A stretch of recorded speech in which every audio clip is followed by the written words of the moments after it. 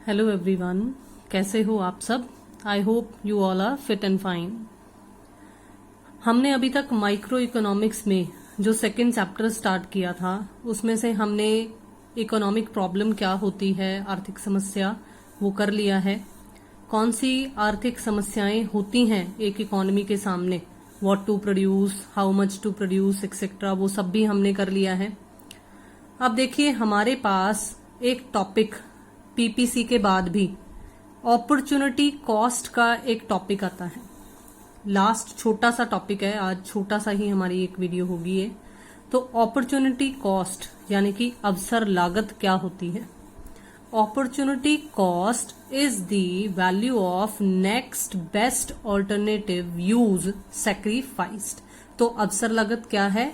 दूसरे सर्वश्रेष्ठ त्यागे गए विकल्प की लागत है।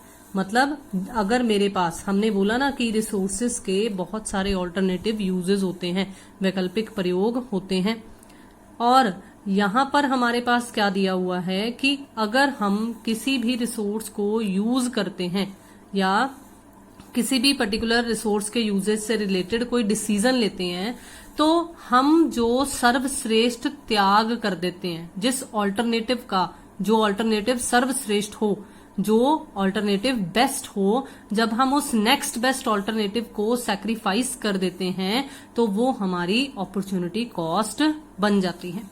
अब देखो, मैंने आपको जो लास्ट स्लाइड्स पीपीसी वाली करवाई थी, लास्ट वीडियो में हमने कुछ प्रोडक्शन पॉसिबिलिटीज देखी थी वीट और क्लोथ की कंपैरिजन के रिगार्डिंग, और हमारे पास A B C D 4 combinations बन रहे थे। अब ध्यान से अगर आप देखो तो अगर मुझे वीट की प्रोडक्शन, मैं बी कॉम्बिनेशन की बात करूंगी, अगर मुझे वीट की प्रोडक्शन जो पहले नहीं हो रही थी वो अगर करनी है तो मुझे क्लोथ की प्रोडक्शन को सैक्रिफाइस करना पड़ेगा। इसका मतलब मैंने 2 यूनिट्स यहां से क्लोथ के छोड़े तो मेरे पास 2 यूनिट्स वीट जो है वो प्रोडक्शन के तौर पर आई। अगर मैं नेक्स्ट देखूं तो मैंने फिर से 4 यूनिट छोड़े हैं और वीट की प्रोडक्शन बढ़ गई है और क्लोथ की कम हो गई है। बिल्कुल इसी तरीके से ये डी कॉम्बिनेशन आ रहा है। तो यहाँ पर बेसिकली हमें बताया क्या जा रहा है कि एट अ गिवन रिसोर्सेज या at the given resources if we want to produce wheat then we have to sacrifice the production of cloth and this particular sacrifice is opportunity cost. तो दिए हुए साधनों पर अगर हम गेहूं का उत्पादन करना चाहते हैं तो हमें कपड़े के उत्पादन को त्यागना पड़ेगा और इसी त्याग को अवसर लागत कहते हैं। तो एक और अच्छी सी लाइन, वह अच्छा अवसर जो हमने खो दिया है वह लागत बन जाता है, तो उसी को हम अपॉर्चुनिटी कॉस्ट बोलते हैं। This is very very important line. Opportunity lost is the opportunity cost और we can say opportunity cost is the opportunity lost. दोनों तरीके से ही सही है, तो बहुत अच्छी लाइन है ये। अब देखो, अपॉर्चुनिटी कॉस्ट में ही हमारे पास एक और छोटा सा कंसेप्ट आता है कि मार्जिनल अपॉर्चुनिटी कॉस्ट क्या होता है, सीमांत अवसर लागत का मतलब क्या होता है। देखो, यह अवधारणा जो है वो 2 मान्यताओं पर आधारित है, मतलब 2 एजम्पशंस पर आधारित है। एक पहली एजम्पशन, साधनों की मात्रा स्थिर है। अगर आपको याद हो तो हमने ये एजम्पशन, इस तरह की एजम्पशन पीपीसी में भी पढ़ी थी, उत्पादन संभावना वक्र में भी पड़ी थी, और दूसरी भी कुछ उससे मिलती जुलती ही है कि उत्पादन की तकनीक स्थिर है। हमने ये पढ़ा था कि टेक्नोलॉजी कांस्टेंट है, फिक्स्ड है। तो ये दोनों की दोनों एजम्पशंस जो हैं वो पीपीसी से मिलती हुई एजम्पशंस ही हैं। तो इसलिए अब मार्जिनल अपॉर्चुनिटी कॉस्ट का मतलब क्या बन जाता है। देखो, सबसे पहले तो आप थोड़ा सा ना मार्जिनल का मतलब समझो। वैसे तो जब हम कॉस्ट रिवेन्यूज वाले ये चैप्टर करेंगे तब हमें मार्जिनल का और ज्यादा अच्छे तरीके से पता चलेगा, लेकिन अभी फिलहाल अगर मैं बात करूं तो मार्जिनल का मतलब होता है कि जब हम किसी भी पर्टिकुलर चीज की एक और एक्स्ट्रा यूनिट प्रोड्यूस करना चाहते हैं, तो वो एक्स्ट्रा यूनिट प्रोड्यूस करने के लिए मेरी टोटल कॉस्ट में जो चेंज आता है उसको हम ना मार्जिनल कॉस्ट बोलते हैं। यहां पर हम उस मार्जिनल कॉस्ट वाले कंसेप्ट को अपॉर्चुनिटी के पॉइंट ऑफ व्यू से स्टडी कर रहे हैं। मैं एक एग्जांपल देके आपको यहां पर समझाती हूं। लाइक मान लो हम पहले 10 यूनिट्स प्रोड्यूस कर रहे थे और मेरे पास कॉस्ट 20 आ रही थी। अब मैं 10 की बजाय 12 यूनिट प्रोड्यूस करना चाहती हूँ, कर रही हूं, तो मेरे पास जो कॉस्ट है वो 24 आ रही है। तो देखो यहां पर मैंने कितना चेंज किया, 2, और यहां पर कितना चेंज आया कॉस्ट में कितना चेंज आया, 4। तो ये प्रोडक्शन बढ़ाने की वजह से जो कॉस्ट में चेंज आता है, चेंज इन टोटल कॉस्ट, उसे हम मार्जिनल कॉस्ट बोलते हैं। तो यहां पर बात क्या है, मार्जिनल अपॉर्चुनिटी कॉस्ट की। तो देखते हैं यहां पर हमें किस तरीके का मीनिंग बता रखा है। एक वस्तु की एक अतिरिक्त इकाई, देखो वही आ गया ना, एक्स्ट्रा यूनिट की सीमांत अवसर लागत। अब यहां पर सीमांत अवसर लागत के पॉइंट ऑफ व्यू से स्टडी किया जा रहा है दूसरी वस्तु के उत्पादन की मात्रा में होने वाली कमी से है। अब क्योंकि हम यहां पर देख रहे हैं कि अपॉर्चुनिटी कॉस्ट क्या होती है, अपॉर्चुनिटी कॉस्ट त्याग है, तो इसलिए अगर मुझे एक वस्तु के मुकाबले दूसरी वस्तु का प्रोडक्शन करना है तो मुझे दूसरी वस्तु का कितना कमी करनी पड़ रही है, कितना सैक्रिफाइस करना पड़ रहा है उसकी प्रोडक्शन का, उस चेंज को ही मार्जिनल अपॉर्चुनिटी कॉस्ट बोला जाता है। इसे हम और भी अच्छे तरीके से समझेंगे इस स्लाइड से। देखो ये मैंने इंग्लिश मीडियम वाले स्टूडेंट्स के लिए लिखा है कि ये 2 अजम्पशंस पर बेस्ड है। Factors of production are fixed and techniques of production remain unchanged.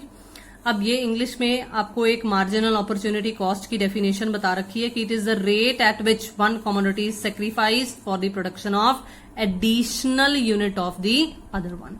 अब देखो अगर आपको याद हो तो मैंने लास्ट वीडियो में आपको कहा था कि ये मैं पेंडिंग छोड़ रही हूं। मैंने कुछ कहा था आपको कि पीपीजी की प्रॉपर्टीज में मैं एक चीज पेंडिंग छोड़ रही हूं। अब वो पेंडिंग चीज हमारी यहां पर कवर होगी और आपको मार्जिनल अपॉर्चुनिटी कॉस्ट के बारे में जो मैं अतिरिक्त इकाई कह रही थी वो भी आपको समझ आएगा। देखो opportunity cost in terms of cloth in order to produce the wheat, गेहूं का उत्पादन करने के लिए कपड़े की अवसर लागत कितनी थी। अगर आप ध्यान से इस स्लाइड को एक बार देखो तो व्हीट की प्रोडक्शन करने के लिए मुझे कपड़ा कितना सैक्रिफाइस करना पड़ा, 2। तो सबसे पहले कितनी आ गई अपॉर्चुनिटी कॉस्ट, 2। अब सेकंड देखो, अगर मुझे व्हीट की प्रोडक्शन और बढ़ानी थी तो मैंने क्लोथ को कितना सैक्रिफाइस किया, 4 यूनिट्स। पहले मैंने 12 माइनस 10 2 निकाला था, अब 10 माइनस 6 क्या आया, 4। अब नेक्स्ट देखो, अगर मुझे व्हीट की प्रोडक्शन और बढ़ानी थी तो क्लोथ की प्रोडक्शन को मुझे 0 करना पड़ा। इसका मतलब इस बार जो सैक्रिफाइस हुआ वो कितना हुआ, 6। ठीक है, इस बार जो सैक्रिफाइस हुआ वो क्या हुआ, 6। तो this is our opportunity cost. और अगर मैं एक एक यूनिट के पॉइंट ऑफ व्यू से, मैंने एक बार व्हीट की प्रोडक्शन बढ़ाई तो मुझे इतनी अपॉर्चुनिटी कॉस्ट बियर करनी पड़ी, मैंने दूसरी बार फिर से व्हीट की प्रोडक्शन बढ़ाई तो मुझे अपॉर्चुनिटी कॉस्ट इतनी फिर से बियर करनी पड़ी। बिल्कुल इसी तरीके से थर्ड टाइम भी, इसी को अपॉर्चुनिटी कॉस्ट कहा जाता है। और अगर हम एक एक इंडिविजुअल अतिरिक्त इकाई के उत्पादन के पॉइंट ऑफ व्यू से स्टडी करें तो ये हमारी मार्जिनल अपॉर्चुनिटी कॉस्ट बन जाती है कि अगर व्हीट में चेंज करना पड़ा तो क्लोथ में अपॉर्चुनिटी कॉस्ट में इतनी चेंज हुई। बिल्कुल इसी तरीके से और ज्यादा अगर व्हीट को बढ़ाना पड़ा तो क्लोथ के केस में इतना फिर से अपॉर्चुनिटी कॉस्ट का चेंज हुआ। तो ये इंडिविजुअली जब स्टडी किए जाते हैं तो वो मार्जिनल अपॉर्चुनिटी कॉस्ट बन जाते हैं। अब ध्यान से देखिए, ये बढ़ रहे हैं, 2 से 4, 4 से 6, ये बढ़ रहा है। तो this is due to the law of increasing opportunity cost. ये बढ़ती अवसर लागत का ही नियम है जिसकी वजह से जो हमारा प्रोडक्शन पॉसिबिलिटी कर्व था वो कनकेव था।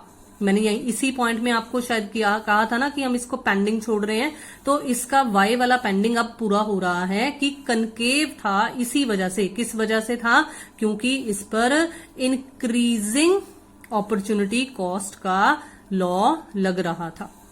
आई होप कि आपको ये क्लियर हो गया होगा, अपॉर्चुनिटी कॉस्ट का कंसेप्ट क्लियर हो गया। ये शॉर्ट में बहुत इंपॉर्टेंट है, मीनिंग अपॉर्चुनिटी कॉस्ट का।